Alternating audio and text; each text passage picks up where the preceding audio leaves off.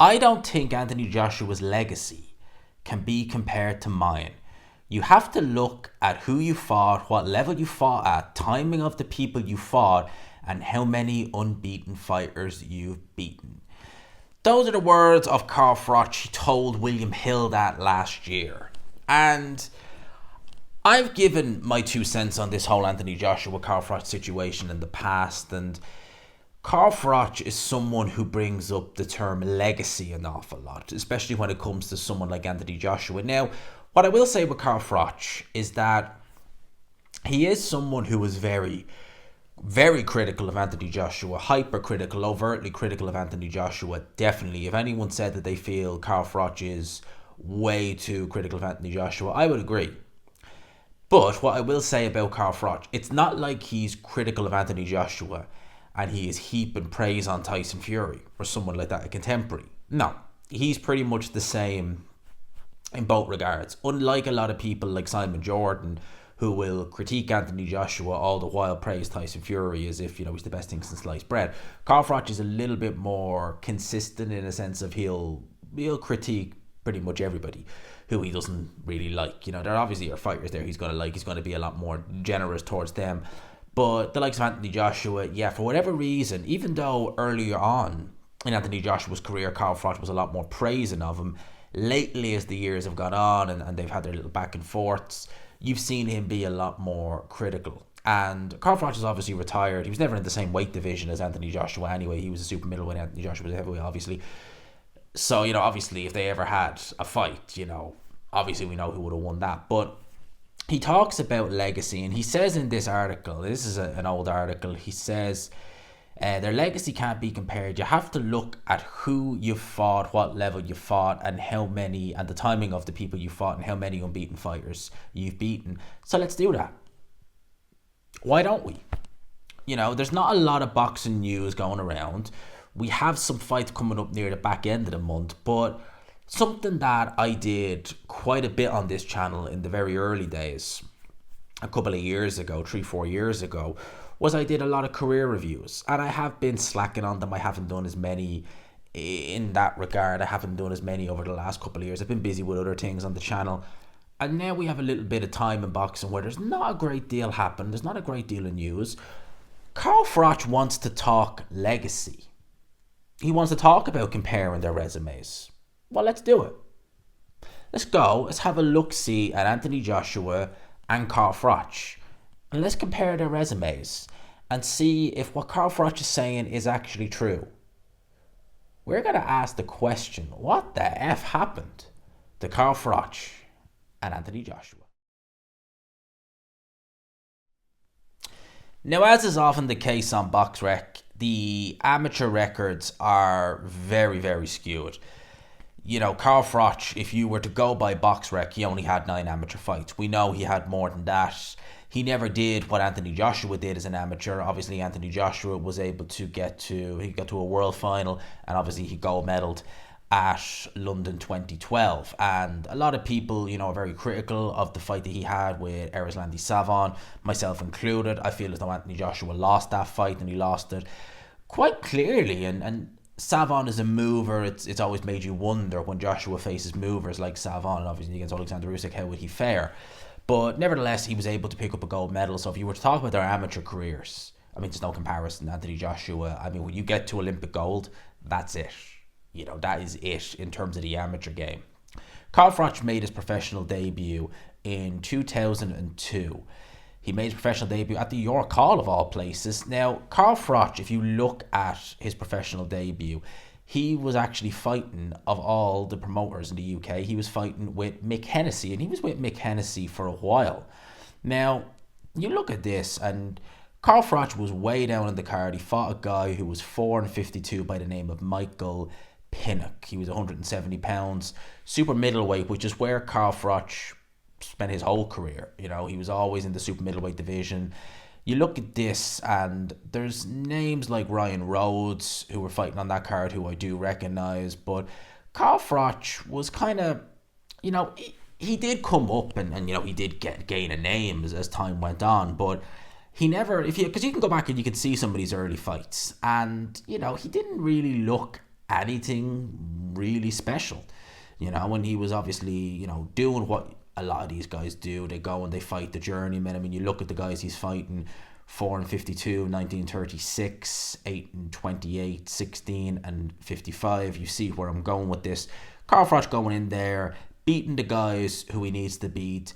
Charles Adamu, I think I remember seeing this fight. This was in Nottingham, and this was obviously a Mick Hennessy show. Carl Froch topped the bill.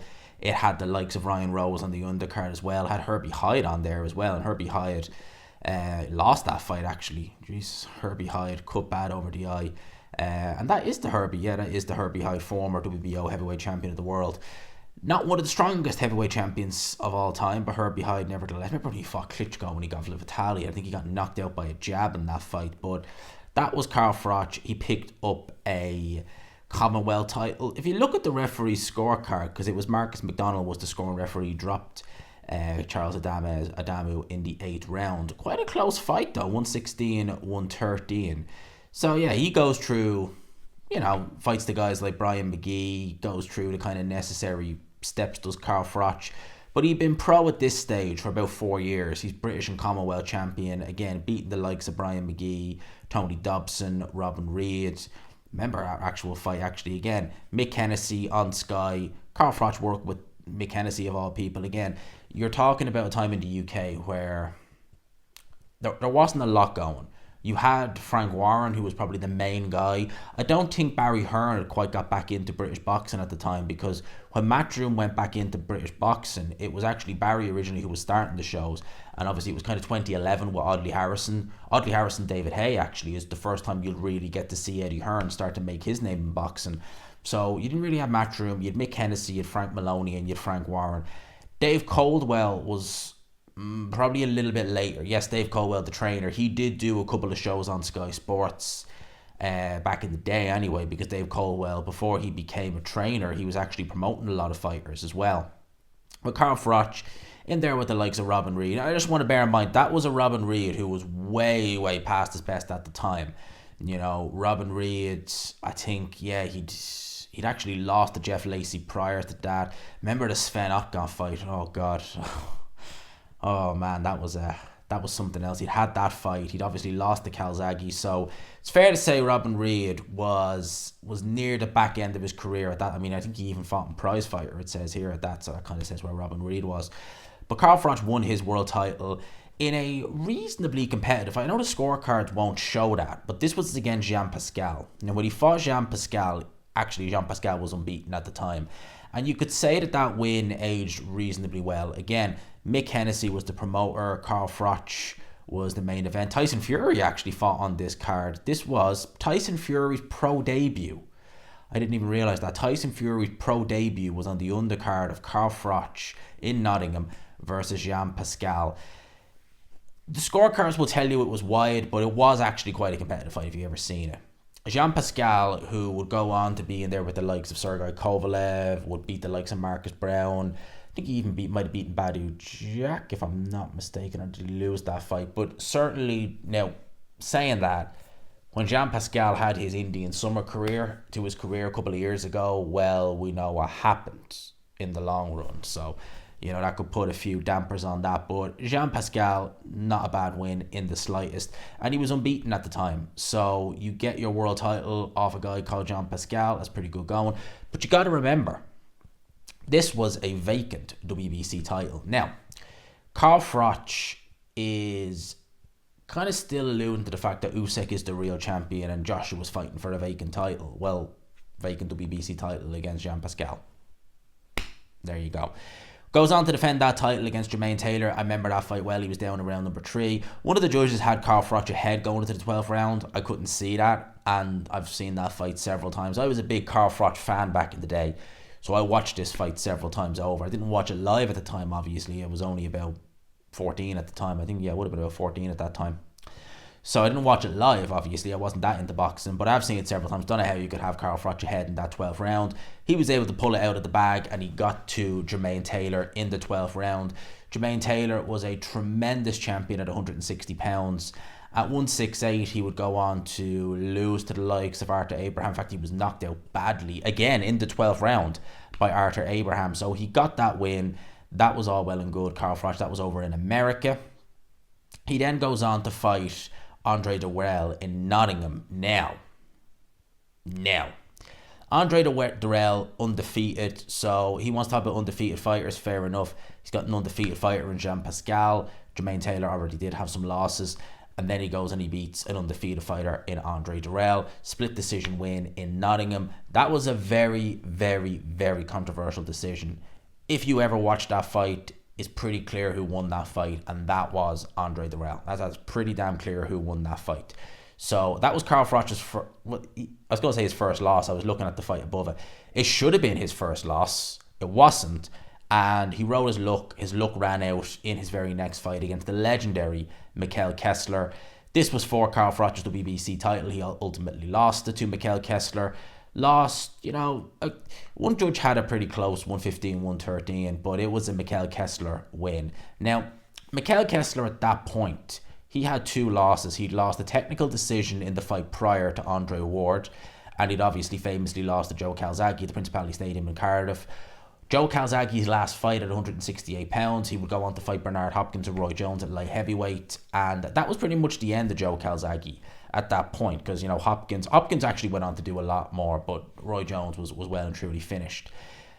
Calzaghe would obviously retire undefeated, but that is a great win nonetheless to do that in the Principality Stadium against an undefeated fighter like Mikkel Kessler, who I believe, I actually just checked what his record was going into that fight, but it was a pretty damn good record. Yeah, it was 39-0 going into that fight, and that was a peak Mikkel Kessler. A peak, very dangerous Mikkel Kessler, and Joe Calzaghe did what Joe Calzaghe did. Joe Calzaghe is one of the most underrated, not in the UK, more so outside of the UK, underrated, underappreciated fighters. Joe Calzaghe was absolutely tremendous. He really, truly was. He was phenomenal. I love Joe Calzaghe. I really did. Joe Calzaghe gets the win over Mikkel Kessler. He then, 3 years later, beats Carl Froch in Denmark and becomes WBC champion. Carl Froch then goes on to fight Arthur Abraham, and yeah, this was actually for a vacant title. Again, Arthur Abraham, to sum up Arthur Abraham, when he was at 160 pounds, he had a lot more power, he had a lot more punching power, he was a much more dynamic puncher, but he still didn't do a lot. He had a very... His whole style was, if you ever watched Arthur Abraham fight, he didn't have a high punch output at all. He really did focus on quality over quantity. He would pretty much just keep a high guard. He obviously had a very strong core and very strong arms because he would take a lot of the shots on the gloves. It was very hard to break that guard. He would punch with the opponent. He would eventually break his opponent down. But when he was fighting a lot over in Germany. He beat the likes of Martin Murray over there, amongst others. And Abraham, at 168, he was never the best. He was never close to being the best, but he was able to pick up titles against Stieglitz, people like that. He pretty much held him hostage over there in Germany. He obviously lost. That was in actually Finland, that fight. Lost very badly to Carl Froch. Carl Froch was in complete cruise control through the whole fight. Arthur Abraham was never really close to winning. Abraham, I think, would lose to Stieglitz. He would actually avenge that loss twice. He lost to Stieglitz on, I think it was a cut. It was a really, really good fight, actually, if you've never seen it. I think it was the second fight he had with Stieglitz. And then obviously he would pick up a title again. He would hold it for a couple of years. Lost it to Zurdo Ramirez. Lost to Chris Eubank Jr. And that is Arthur Abraham in a nutshell. So Carl Froch goes and wins that fight. Arthur Abraham had one loss at the time. And then you have, and I think that loss might have been a DQ loss, if I'm not mistaken. I think that was when he fought Durrell. Yeah, that was when he fought Durrell. Yeah, a lot of people speculate that was a little bit of a... Durrell was definitely hit when he was down, but some people speculate Durrell wasn't that badly hurt. Some people speculate that anyway. Carl Froch then has a defence of his title in the Boardwalk Hall in Atlantic City. You don't really see fights there anymore. Against Glenn Johnson. Glenn Johnson, yeah, he has wins over the likes of Roy Jones, but he had 14 losses at the time. Gets to the final again. This was in the Super 6 tournament, by the way, if I haven't already mentioned that. Gets to the final.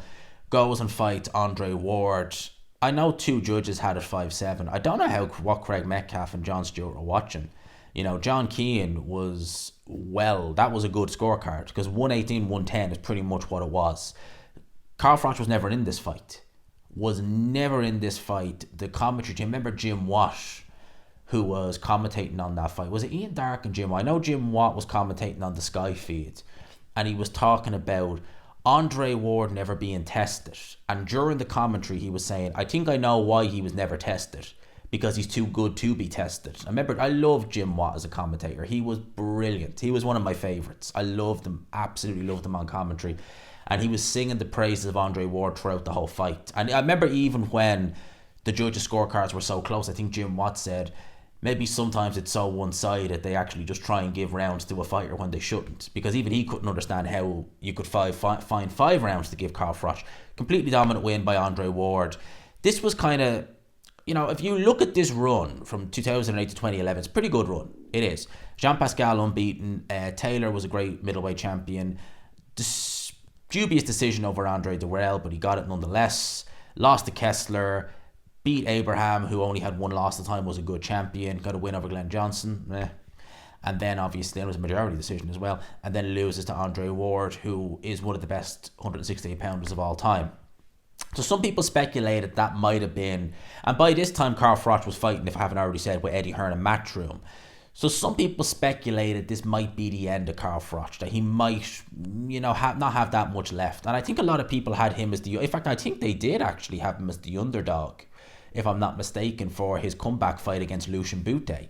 This was the first time, I will just point out, that he's actually gone and fought a champion for a title and not picked up a vacant one.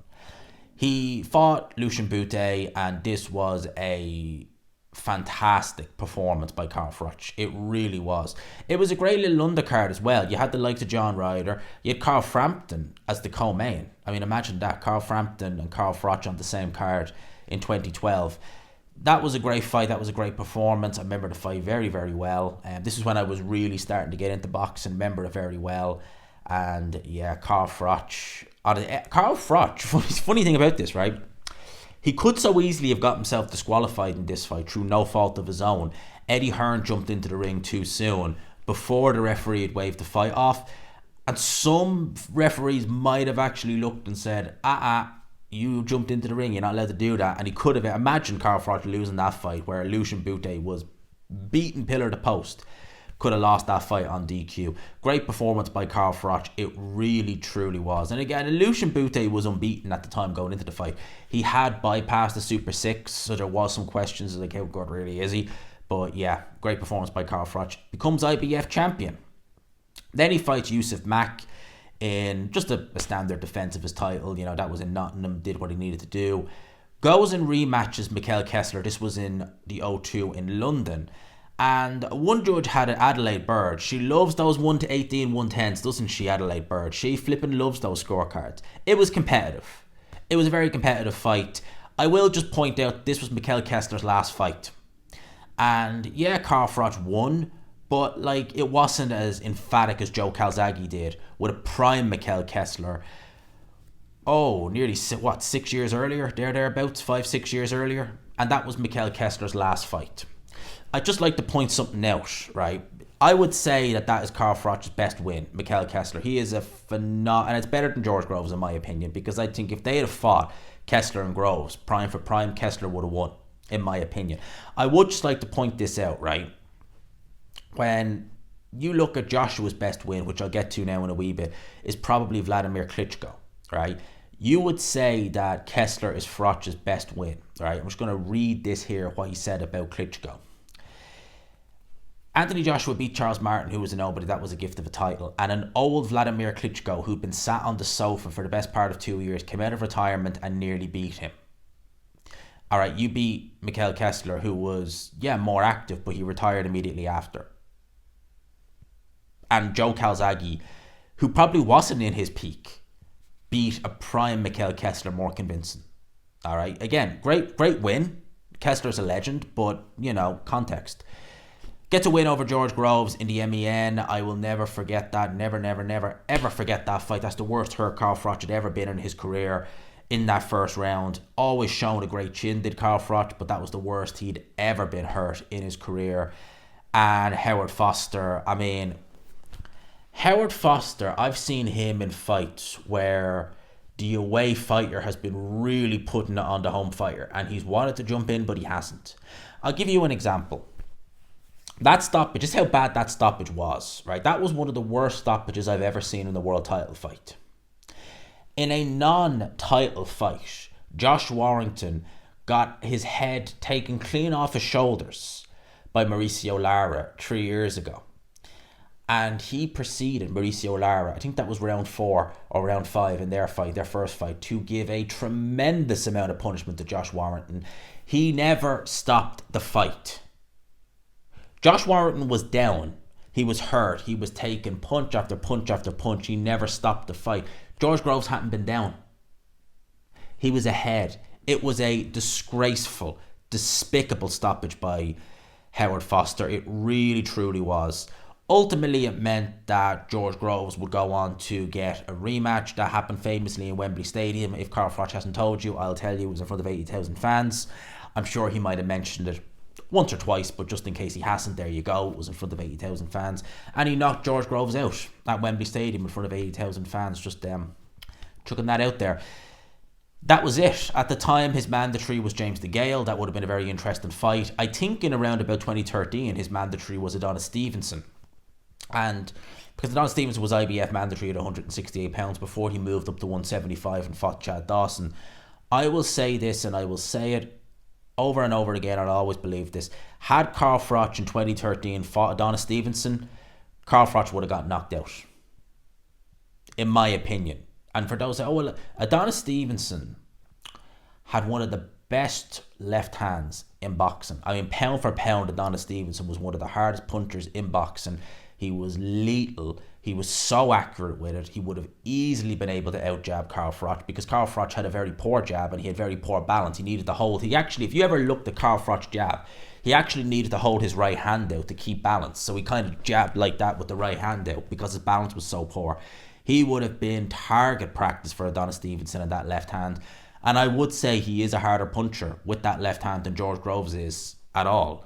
I think that Adonis Stevenson would have knocked Carl Froch out. That is Carl Froch's championship run. I have to say it is a good run. It is. How does it compare to Anthony Joshua? At the end of the day, you've beaten the likes of Lucian Bute, you've beaten the likes of Arthur Abraham, and over the hill, Mikkel Kessler, George Groves. A lot of these guys are undefeated, so you've beaten 4 guys at world title level who are undefeated. Fair play, that's pretty good going. That is pretty good going, I'll give him that. That is pretty good going. And there are some good fighters there. So that's a very, very good world level resume Carl Froch has got. Let's contrast that to Anthony Joshua. So, Anthony Joshua, this video is going to go on for a long time if I talk about his early career. We already know about that.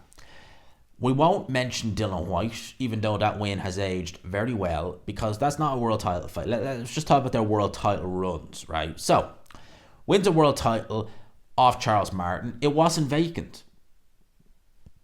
It wasn't. And Charles Martin was not a good fighter. He's not a bad fighter, but he was, that night he really wasn't that good.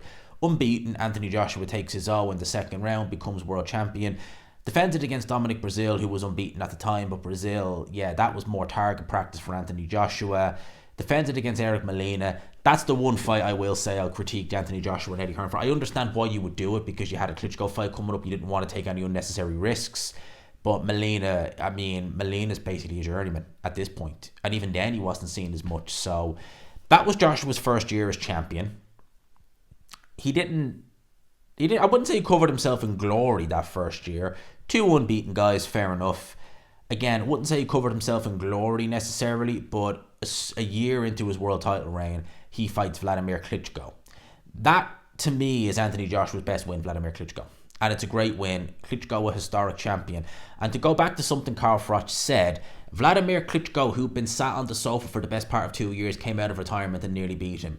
Okay, Vladimir Klitschko was sat on the sofa for the best part of 2 years. So November 2015 to April 2017, explain to me how that's the best part of 2 years. It's not even a year and a half.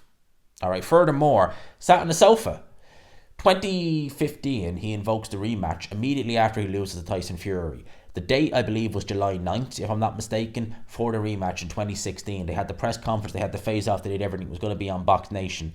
The fight didn't happen through no fault of Klitschko's, through Tyson Fury's. It was going to be pushed back then till the end of October 2016, and then Tyson Fury had all his issues, at which point Vladimir Klitschko turned his attention to Anthony Joshua. The fight was signed, it was announced in December, I think it was December, yeah, it was December 2016, so straight back into the ring. Explain to me, Carl Froch, how he sat on the sofa best part of 2 years and came out of retirement when he chased Tyson Fury all throughout the year 2016 for that rematch. That's what I will say on that one. And yes, he retired straight after. Your best win, in my opinion, is Mikhail Kessler, who did the exact same thing. Beats Carlos Takam then. He was meant to fight Kubrat Pulev in that fight. That was in the Principality Stadium. And Anthony Joshua, the 2017 was peak Anthony Joshua in terms of fame. Peak. Beat Carlos Takam. It shouldn't have been stopped in round 10. Who was the referee? Was it Phil Edwards? Yeah, it was Phil Edwards. Shouldn't have been stopped. BS stoppage. That was just to keep his record going. His 100% KO record.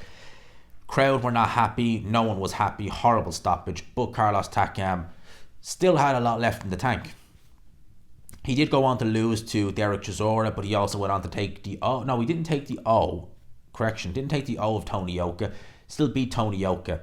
And I'm sure he's beaten other guys as well, Takam in between. So Takam's still a useful fighter, or was anyway back then.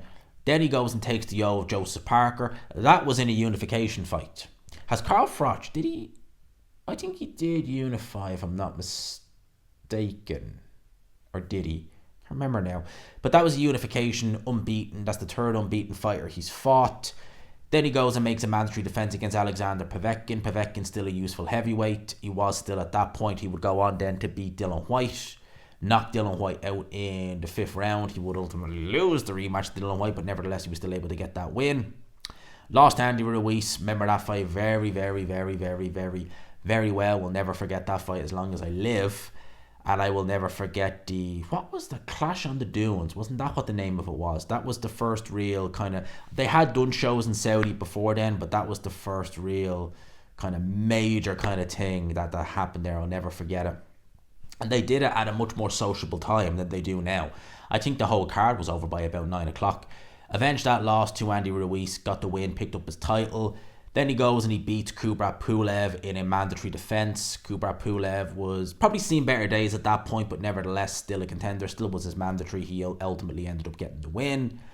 Lost twice back-to-back to Alexander Usyk, no shame in that. It's like losing to Andre Ward. You're talking about a generational special talent. There's absolutely no shame in that. Ultimately, Carl Froch never got that rematch. I think that's largely down to Carl Froch's fault as well as Andre Ward's fault. I mean, Carl Froch wanted the rematch in Nottingham. Mate, you lost the first fight. Where's Andre Ward from? Is it Oakland on the West Coast? And the fight was in Atlantic City, nowhere near where Andre Ward's from. So I think Andre Ward wanting it on neutral territory is not out of the ordinary in terms of a request, considering the fact he beat you. But hey, anyway, rematched Alexander Usyk, lost again, and then he's been on the comeback trail ever since then. Franklin may yet go on to be a tricky heavyweight contender. Hellenius, less said about that the better. Otto Valine, easy win. Francis Ngannou, 0-1 going into that fight. So yeah, there's that. He now fights Daniel Dubois. If he wins that fight, considering Dubois has taken the O of Hergovic and Jarrell Big Farmer Miller in the last 8 months, that's a pretty decent win. He'll be a 3-time heavyweight champion, and that is legacy signed and sealed. To be honest with you, when you look, I know I raced through Joshua's a bit quicker here, but I don't want to keep this video too long. And you look and compare their resumes, it's much of a muchness, to be honest with you. Yeah, you would say probably Carl Froch has a slightly more impressive one, I will give him that. But, you know, I mean, when I look at the guys he's fought, Klitschko, good win. Takam, good win. Parker took his O, good win. And Parker's done a lot in the heavyweight division over the last year. Povetkin, good win. Ruiz, good win. Pulev, meh. And Daniel Dubois, if he beats Dubois again, 3-time champion. Dubois is only 26 years old. He could still have multiple runs with a world title. He is still very useful. So when I look at their resume side by side, I would say Carl Froch's is probably slightly more impressive, certainly at world level, but like it's not much of a muchness. And if you want to bring the amateur career into it, I mean, there's no comparison. Anthony Joshua, He completed amateur boxing by winning the Olympic gold medal. Simple as. So Carl Froch says, oh, Joshua this and this and this. Again, you look at his resume and there's good wins there, but you got to take it in context. You know, he says Klitschko was retired, and he clearly wasn't, and then he retired straight after. Well, yes, so did Mikhail Kessler. Joe Calzaghe beat him more convincingly than you ever did, and that was a Joe Calzaghe who was coming near the end of his career, and that was a Mikhail Kessler who was in his prime. You were arguably in the peak or close to the peak of your career, way more closer to the peak of your career than Joe Calzaghe was when he beat him, and Mikhail Kessler retired he retired after that fight, didn't even have another fight. So, you know, you got to take it in context. You know, Glenn Johnson had 14 losses. Arthur Abraham was better at 160 pounds. Jermaine Taylor was coming up from 160 pounds. You know, George Groves, I mean, like, yeah, George Groves would go on to become a world champion, but he would lose to the likes of Badu Jack.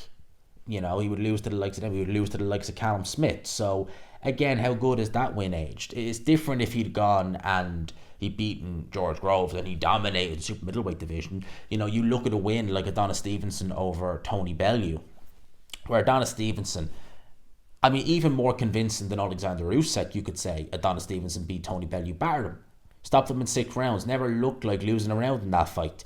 And Tony Bellew goes and he wins a world title at cruiserweight, goes on to beat David Haye at heavyweight, and gives a very good account of himself against Alexander Usyk. How good a win does that look? And yeah, it's fair to say Bellew was weight drained. I'm not even going to deny that. But how good a win on paper does that look for Adonis Stevenson? Did it age, that win, particularly well for George Groves? Not really. I mean, yeah, he became super middleweight champion, but he beat Chudinov for that title. I mean, Chudinov's not an all-time great super middleweight. I think it was Fedor Chudinov he beat for that, if I'm not mistaken. And then he goes and he defends it against Jamie Cox, defends it against Chris Eubank Jr., and then loses to Count Smith. You know? So, yeah. Enjoyed this. Let me know. I might do, because, again, boxing is kind of slow at the minute. I might do another career review on someone else. Whoever you want me to do a review on, leave it in the comments. Let me know your thoughts on both resumes. How do they stack up? Leave it in the comments. I hope you enjoyed the long one. Let me know your thoughts. Peace.